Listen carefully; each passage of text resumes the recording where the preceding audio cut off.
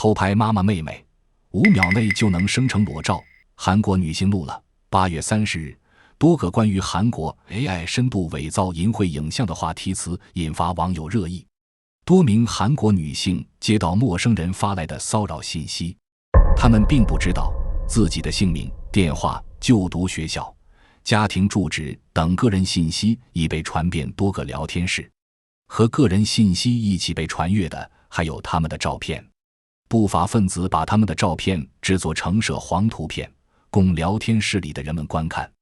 这些受害者们可能是大学生、护士、教师，甚至是小学生，而散布这些消息的人可能是受害者的熟人。一名小学女教师告诉记者，自己被学生告知一个聊天室里有自己的涉黄照片。让她崩溃的是，上传者竟是自己的学生。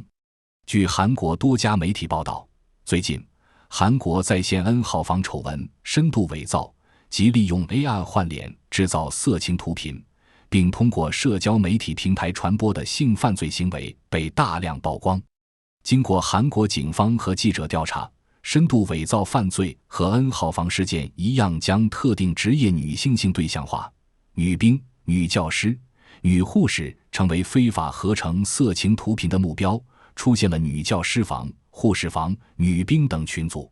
最近，以女性家人为对象的家庭房、近亲房等也相继被发现。之前的 N 号房事件，作案人在加密即时通讯软件 Telegram 上建立多个聊天室，发布性剥削内容。这次的事件也主要发生在 Telegram。 开始今天的故事之前，欢迎大家订阅我的 YouTube 频道，打开小铃铛，才不会错过更多精彩内容哦。两者主要是犯罪手段的区别，一个是偷拍，一个是 Deepfake 深度伪造。我们早已对 Deepfake 不陌生，它利用 AI 生成看似真实的视频、音频或图像，模拟实际没有发生的事情。Deepfake 常用在娱乐圈和政治人物，但它也正被普通人所掌控，拿来伤害其他普通人。N 号房 2.0 的加害人们将魔爪伸向了身边的家人、同事和同学。很多 Telegram 聊天室按照学校或者地区组织，所以群友有共同的熟人、臭味相投的话题。按高校区分的聊天室，除了身边女性，女明星也是他们围猎的对象。有些聊天室甚至细分到了职业类型，包括教师、护士、军人等。根据媒体报道，一个22.7万人参与的 Telegram 聊天室，只需要女性的照片，就能在5到7秒内生成 Deepfake 内容。22万什么概念？韩国2023年新生儿人数只有23万，总人口数只有5000多万。这个聊天室内只一个将女性照片合成为裸照，并能调整胸部的机器人。用户进入聊天室后，聊天窗口会立即弹出消息，现在发送你喜欢的女性照片。参与者数量多到令人发指，或许和准入门槛不高有关。在社交媒体通过搜索特定关键词就可以找到链接。这个聊天室还建立了变现模式，前2张照片免费，之后收费，每张照片收费1钻石 0.49 美元，约 3.47 人民币。支付只能用虚拟货币，以便匿名。如果邀请朋友，也可以拿到一些免费额度。但也有些聊天室需要投名状，想进群，先提交10张认识的人的照片，并通过面试。聊天软件 KakaoTalk 的头像、Instagram 的照片都可以作为原材料。更细思极恐的是，受害者和加害者里青少年的比例都不小。志愿者们做了实时更新的地图，显示犯罪发生在哪些学校。就算是女子学校也会有受害者，因为加害者不一定是同学。到底有多少学校受到影响，目前还没有定论。有博主称，这次涉及了超过 70% 的学校。8月26日，有媒体指出，至少包括全国约300所的学校，其中甚至还有小学。8月28日， WSJ 的报道又将数字扩大到了约500所。一位网友在评论区感叹，这基本上就是整个韩国了。虽然此次事件还没有明确的调查结果，但过去的数据也能说明情况的严重性。韩国妇女人权研究所统计，从今年1月到8月，共有781名 Deepfake 受害者寻求帮助，其中有288名未成年人，占比 36.9%。真实数字可能远高于此。另外，韩国国家警察厅称，自2023年初，约300名被指控制作和分发虚假裸照的人中，约 70% 是青少年。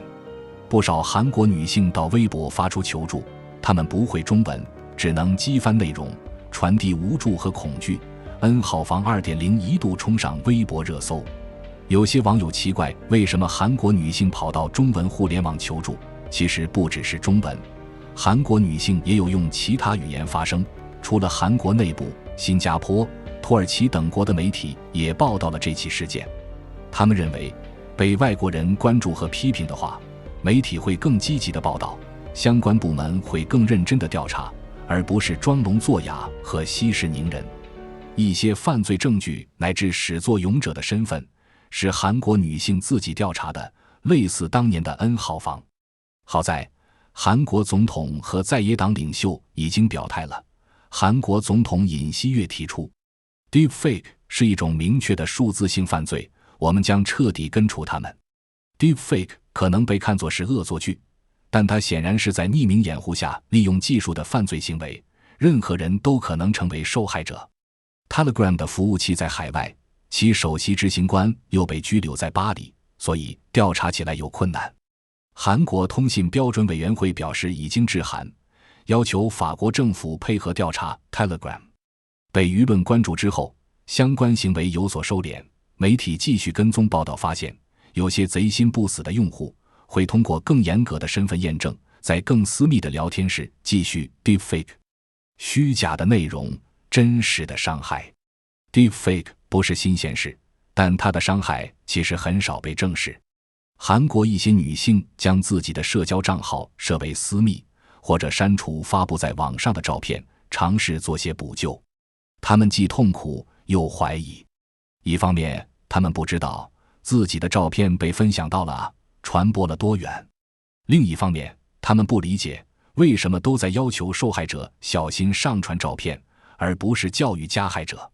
当女学生在 Instagram 的 Story 快拍呼吁把上传的所有照片都拿下来吧，同校男生们却能说出你们太丑了，根本不会用在那些东西上这种荒谬言论。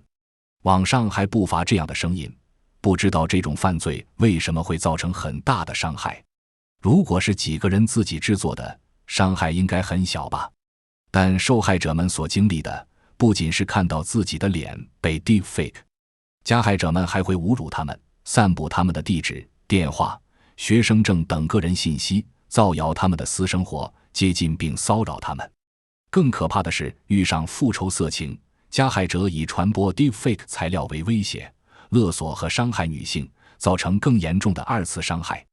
一个韩国 YouTuber 说，女性大惊小怪，但他知道蒙面保护自己。一位17岁的京畿道高中生 Song， 以前经常在网上分享一些跳舞的照片和短视频。一天，他在 Instagram 收到了一条附有3张露骨照片的匿名消息，你的朋友和父母了解你生活的这一面吗？这些照片都是 Deepfake 的，但几乎没法和真实图像区分。噩梦没有结束，他回复的消息只会让对方更兴奋，提出更多的要求。没有谁能分担痛苦，甚至有受害者表示，我所知道的世界已经崩塌了。这和加害者为此付出的代价不对等。此次事件尚未尘埃落定，但韩国之前有对 Deepfake 判决，其中一起在8月28日进行了一审。从2020年7月到今年4月，蒲某盗用大学校友等女性受害者的脸部照片，制作了419个 Deepfake 色情视频，并传播了1735个，被判处有期徒刑5年。受害者们从2021年7月开始辗转奔走，才成功将加害者推上审判台，让蒲某在今年5月被起诉。因为这次大型 Deepfake 事件，韩国相关部门考虑将最高刑期从5年提高到7年。韩国女性发声抗议性犯罪，又考虑到 Deepfake 的青少年犯罪很常见，但法律有漏洞。韩国正在衡量义务教育阶段作案人的最高惩罚。时至今日， Deepfake 在很多地方仍是灰色地带，保护力度跟不上威胁速度。比如在美国，如果受害者是成年人，各州有不同的法律规定，或定为刑事犯罪，或提起民事诉讼，但目前还没有联邦层面的法律禁止制作 Deepfake 色情内容。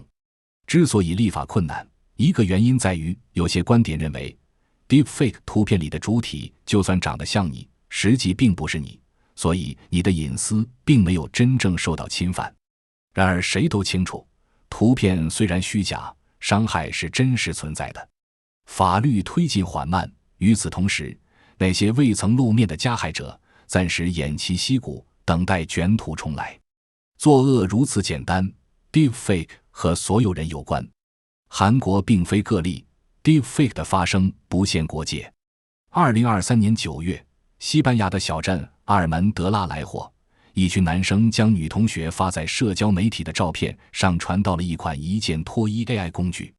小镇有5所中学，女同学的裸照在至少4所流传。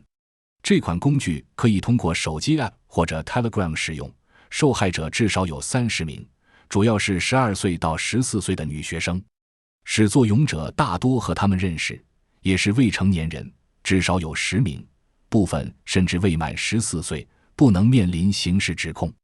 一位母亲呼吁更多受害者站出来，他们在 WhatsApp 和 Telegram 创建群聊，传播这些裸照，通过 Instagram 威胁受害者，勒索赎金和真人裸照。美国新泽西州的一所高中发生过类似的情况，受害者也在30名左右。他们的男性同学在暑假制作了裸照，校长保证所有图片已被删除，不会再被传播。始作俑者被停学了几天，又像没事人一样回到案发地点。 Deepfake 最早兴起于2017年的美版贴吧 Reddit， 主要形式是将明星的脸替换到色情视频的主角身上，或者恶搞政界人物。从技术原理来说，主要有2条路径，一是编码器解码器路径，通过将图像进行压缩和重建，将一张脸替换成另一张脸；二是生成器鉴别器路径，即生成对抗网络 GAN， 通过对抗训练生成逼真的图像。如今 Deepfake 是一个更为广义的概念，不再仅限于最初的面部替换，我们用它来指代通过技术手段伪造现实的一切行为。复杂的技术原理隐藏幕后，在用户面前的是一个个开箱即用的界面，青少年们也能随手制造虚假信息。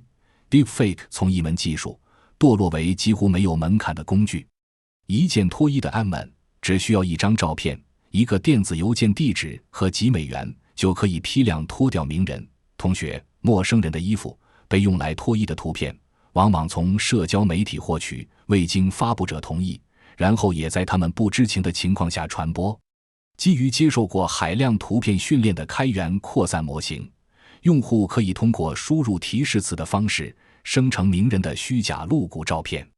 好莱坞女星的 AI 模型已经下载上千次。像 DeepLiveCam 这样的开源 Gig 号项目，通过一张照片就能在视频聊天中换脸。骗过年轻人或许有难度，但是长辈们就不一定了。现实的惨痛例子已经上演。美国的一位82岁老人，因为盲信在视频里坑蒙拐骗的 AA 马斯克，损失了69万美元的退休金。2023年7月，德国电信发了一条关于儿童数据安全的广告，呼吁家长尽量少在互联网分享儿童隐私。图像、视频和音频都在被 Deepfake。虽然理智明白眼见为实成了过去时，但我们的心理还没有完全接受，也不具备对应的分辨能力，所有人都可能成为受害者。技术或许中立，但人用技术产出的信息不只是信息，也是用来进行羞辱、污名和获得优越感的武器。越低俗和猎奇的内容，越容易传播，自古皆然。普通人可以做些什么？至少我们可以决定自己如何使用技术，也可以选择产出和传播什么信息，对受害者给予关注，对加害者嗤之以鼻。哪怕你只是这种视频的观众，也是帮凶。好了，今天的故事就讲完了，欢迎大家订阅我的 YouTube 频道，打开小铃铛，才不会错过更多精彩内容。再会。